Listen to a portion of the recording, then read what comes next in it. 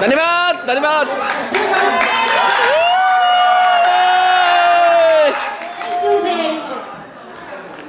दसैँको टिका र चौबडाले हामीलाई टिका पक्कै पनि दिइराखेको छ।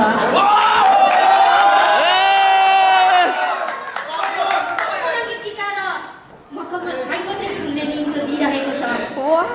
अनि हाम्रो आगमन यहाँ भएको छ अनि रमाइलो साँच्चै भएको छैन।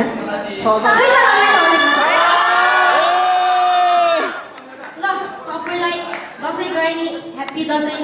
तिहारको लागि फेरि ह्याप्पी तिहार। आज साँच्चै यो खुसीको मौका अनि यो खुसीको अवसर लाइफमा पहिलोचोटि पाए जस्तो महसुस मलाई लाग्छ।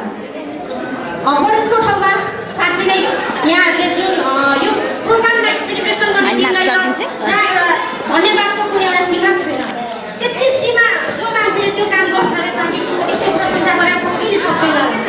साँच्चै हो उसको प्रशंसा गर्न सक्दैन ताकि अहिले नयाँ आउने स्टुडेन्टलाई अनि हामी पनि नयाँ नै छौँ यहाँलाई समेटेर आज यो प्रोग्राम यहाँले गरिराख्नु भएको छ। फेरि आउने दिनमा पनि यस्तै प्रोग्राम हुन्छ भन्ने मलाई लागेको छ र यहाँलाई कतिको लागेको छ कति यहाँलाई यो प्रोग्राम फेरि पनि हुन्छ भन्ने लागेको छ।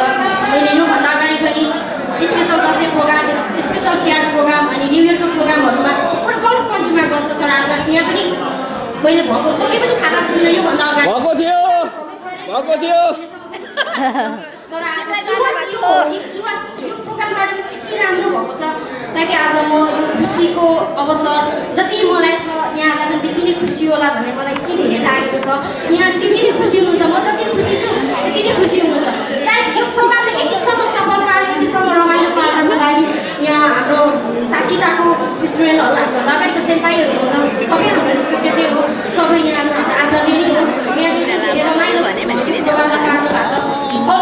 मलाई लाग्छ यहाँसँग के सल्लाह पनि फेरि दिन चाहन्छु भने हाम्रो नेपालमा भएको राष्ट्रिय कलाकार अनि हाम्रो नेपालको कलाकार